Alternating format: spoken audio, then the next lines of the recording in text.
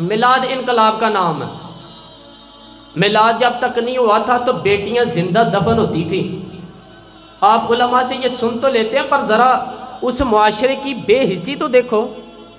بیٹی جان ہوتی ہے باپ کی، بیٹی رونق ہوتی ہے گھر کی۔ وہ بھائی بیٹی تو اتنے وقار والی ہوئی تو آپ پڑھیے نا، حضرت داہیہ کلبی کہتے ہیں میں موجود تھا جب وہ شخص آیا تھا۔ لوگ 12 ربیع الاول کے اس معاملے کو معمولی واقعہ سمجھنے لگے ہیں۔ نہ بھائی، ہم تمہیں پیغام دے رہے ہیں، یہ معمولی واقعہ نہیں۔ حضرت داہیہ کلبی کہتے ہیں اس شخص نے آ کے عرض کی یا رسول اللہ صلی اللہ علیہ وآلہ وسلم، میں نے 100 بچی زندہ دفن کی، زندہ دفن۔ اور کہتے ہیں میری اپنی بیٹی، میں سفر پہ تھا تجارت پہ، تو میرے پیچھے سے میرے گھر میں بیٹی ہو گئی، میری بیوی نے اپنے میکے جا کے تو چھپا دی بیٹی میری۔ میں واپس آیا تو اس نے کہا بچہ ہوا تھا بہت ہو گیا، میں نے دفن کر دی ہے۔ جب بچی 4-5 سال کی ہوئی تو مجھے پتہ چلا کہ میری بیٹی ہے۔ کہتے میں اسے لایا اور میں نے اسے کہا کہ میں تیرا باپ ہوں، تجھے تحفہ لے کے دوں گا، کھانا کھلاؤں گا۔ کہتے وہ میرے بالوں سے کبھی لپٹتی، کبھی میرے سینے میں ہاتھ رکھتی، کبھی میرا ماتھا چومتی، پر میں اسے لے گیا اور لے جا کر کے میں نے گڑھا کھودا، اور اس گڑھے میں اس بچی کو جب رکھا، اس نے باہر آنا چاہا تو میں نے اس کے سر پر ضرب لگائی۔ جب چوٹ لگائی تو وہ دوبارہ گڑھے میں گری۔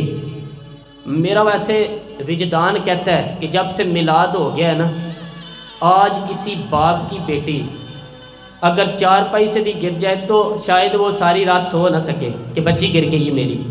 کہتے ہیں میں نے چوٹ لگائی، سر پہ خون بہا تو وہ گری، میں نے مٹی ڈالی، وہ ابا جی کہتی رہی۔ کہتے ہیں جب اس کا وجود چھپ گیا نا مٹی سے اور اس کے چہرے پر مٹی پڑنے لگی تو اس نے ایک لفظ کہا، وہ لفظ مجھے آپ کے پاس لایا۔ وہ بیٹی کہنے لگی ہے اللہ بتا تیرا رحمت للعالمین نبی کب آئے گا؟ یا اللہ بڑی بیٹیاں دفن ہو گئیں، بڑی مائیں منڈیوں میں بک گئیں، غریب بڑے لٹ گئے، پریشانیاں بڑی بڑھ گئیں، اللہ بتا نا تو اسے کب بھیجے گا؟ اب کتنی دیر رہ گئی ہے، اندھیرا بڑا گہرا ہو گیا ہے، اب نہیں جیا جاتا، اب نہیں سہا جاتا، اللہ تو کب بھیجے گا؟ حضرت داہیہ کلبی کہتے ہیں وہ بتا رہا تھا اور نبی کریم علیہ السلام بار بار اپنی چادر کا پلو اٹھاتے تھے اور اپنے آنسو پونچھتے تھے، بار بار چادر کا پلو اٹھاتے تھے اور آنسو پونچھتے تھے، بار بار اٹھاتے تھے آنسو پونچھتے تھے۔ حضرت داہیہ کلبی کہتے ہیں حضور نے پوچھا تیری جرت کیسی ہوئی، تو حوصلہ کہاں سے لایا؟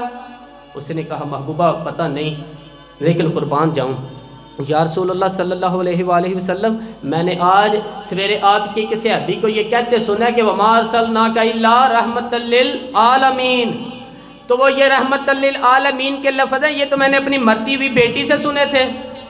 تو آج جب میں نے اس کی زبان سے سنے تو میں نے کہا تو نے جانتا کہا مجھے بھی لے چل۔